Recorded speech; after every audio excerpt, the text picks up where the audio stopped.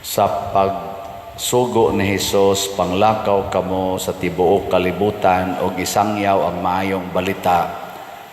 Dili ni siya ordinaryong sugo, kung dili kinabuhi na gyud ang ibuhis aron matuman kining maong sugo. Ug tuod man sa pagsangyaw na sa mga apostoles ni Kristo ug sa iyang mga disipulo, ubay-ubay gid nila ang nangamatay ug usa sa nipatay nila mao si Saulo or kining ato rong gisaulog nga San Pablo. Iya man ang gihisgutan diri sa atong unang pagbasa nga purti gid niya ka manglulutos, iyang gipangpriso, iyang gipangpatay ang uban, pero gigamit siya ni Hesus aron mahimo siyang magsasangyaw sa pagtuo nga iyang gilutos. Ug mao ni ang buhing timaan si San Pablo sa giingon ni Kristo, love your enemies. Gilingay mong tupad na sugot kag patyon. Nako lang, sugot patyon. Dili. Kung musugot kag patyon, makasangyaw gitas maayong balita. Kaya ang maayong balita manggod nga gisangyaw ni Kristo, mga igsoon, dili nang makadaog kas loto, makadaog ka swertres, mulampos ka sa imong pag-eskwela, madato ka, maayo ka sa imong sakit. Maura man gunay atong gitan-aw nga maayong balita. Unsa man gyud pinakamaayong balita? Nga kon mamatay ta uban og nagtuo og uban ni Kristo, mabuhi ta sa kahangturan. Kana mo'y mayong balita nga ang ato dayong kamatayon dinhis yuta, dinhis kalibutan, dili day na siya final, doon na day na sumpay dito sa sunod.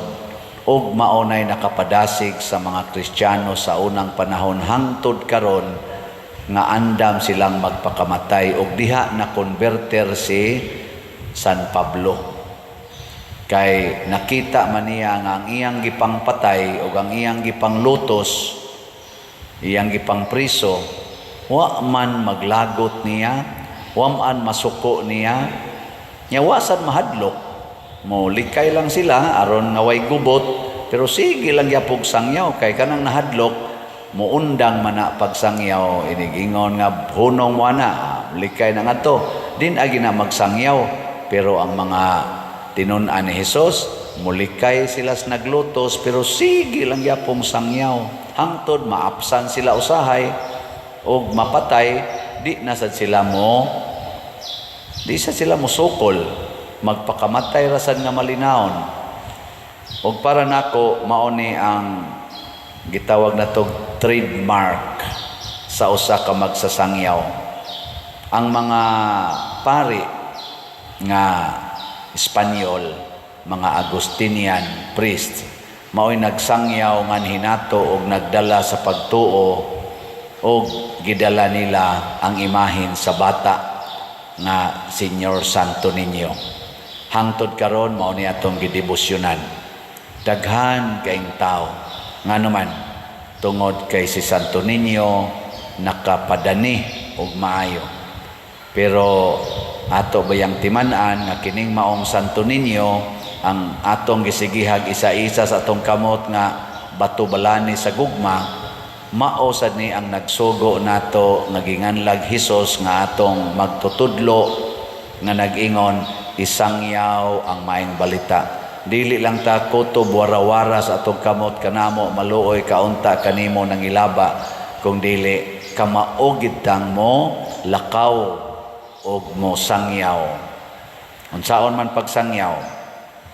Una, kinahanglan nga dili kita magpabilin sa atong balay, mubiya gyud ta. Gilingay mong tupad, inaandam na kang mubiya sa inyo. Ina. Kamong mga asawa, di mo kasangyaw kung di mo mubiya sa inyong bana. Mga bana, di sad mo kasangyaw kung di mo mubiya sa inyong asawa. Mga ginikanan, di mo kasangyaw kung di mo mubiya sa inyong mga anak. Mausad ang mga anak. mubiya gyud sa mga ginikanan. Di sad mo kasangyaw kung di gid mo mubiya ang inyong balay, kay pinangga jud kay ninyo inyong balay. Na gani uban di gyud kasangyaw kay ngano man di kabiya sa ilang iro. Ang ilag yung iro ikuyog. Ikuyog yung iro hangtod na lang no ng iro moy muaw-aw sa ila untang sangyawan. No, kay kuan mang iro madisturbo man ang mga bag-ong tao. So biyae na tanan, biyae. Muna ingos Kristo, biyae gyud. Ikaduha, kinahanglan mutuo ta nga naatay gahom. Matud pa diri sa atong ebanghelyo, mauni ang timaan sa gahom sa mutuo ug mosunod nako. Naatay gahom. Ngilay na sang lingi sa imong tupad. Ingna ako mutuo jud kong gamhanan ka. Ana no, gamhanan. Nya unsa may atong gahom? Kani mo'y pinaka number 1 atong gahom, ang pagpapahawa og mga yawa. Ako sige kog balik-balik ana dinhi. Papahawaa ang yawa kay usahay magsalig magud ta aning mga healing persons, mga healers, mga exorcists. Nagtuotag para ragid na nila. Doon ay special nga ministry for exorcism. Pero kitang tanan nga mga magtutuo, kinahanglan ka maugid tang mopapahawa og yawa. O kung sa may gamiton sa pagpapahawag yawa, simple kayo, gugma, love. Muna si Kristo ningon siya, love your enemies. Ang makapapahawa sa yawa aning sigig away, kana gyung paghigugmaay.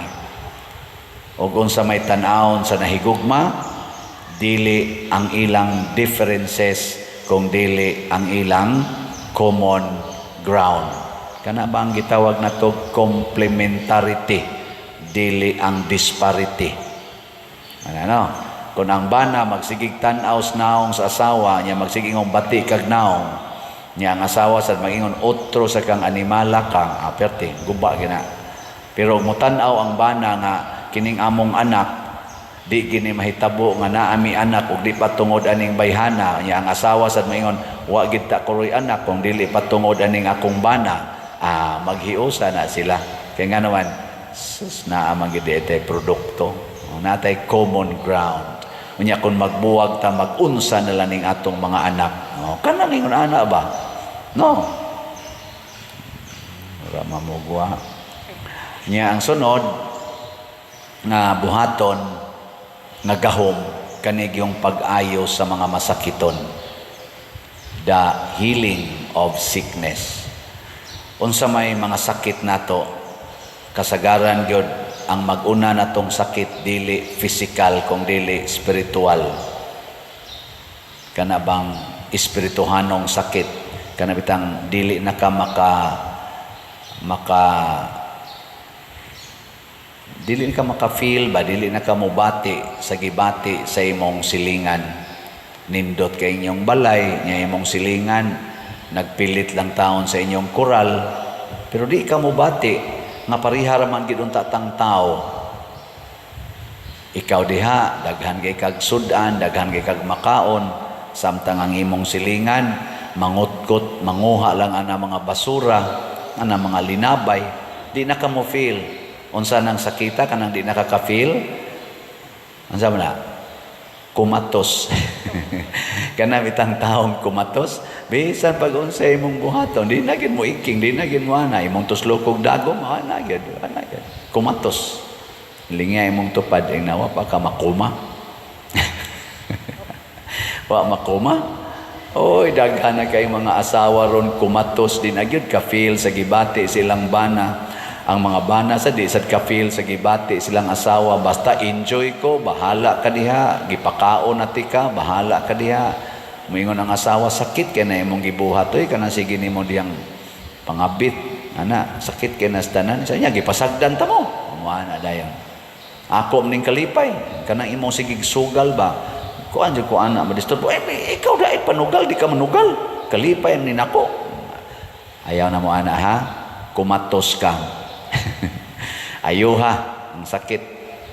Og maunay atong ipangilaba ni Santo Niño, kanamo maluoy kaunta nga kanimo nangilaba. di na ko ka-feel sa akong silingan Santo Niño. Unsaon ako paghigugma niya Santo Niño. Dili na ko maka-feel nga naluoy ko aning among kawatan kaing silingan. Tabangi ko Santo Niño nga mubati sad ko panginahanglan aning among silingan nga kawatan. Di na ko maka-feel sa gibati sa akong amo, sa akong trabahoan nga sigig pangasaba nako. Siga kay mata, kusmod kay naong. Ana, no? Di na ko ka-feel aning sigig yaw-yaw ni Father nga palit mog slot. Di na jud ko mo palit, murag di na ko ma-attracted, murag hapit na ko makumatos. Ana, no? Tabangi ko Santo Niño. Ana ha? Aron ighuman na tog himo ana, mahibong lang ta, masangyaw nato ang maayong balita ug mukuyanap kana ngadto sa tanang katawhan sa tibuok kalibutan.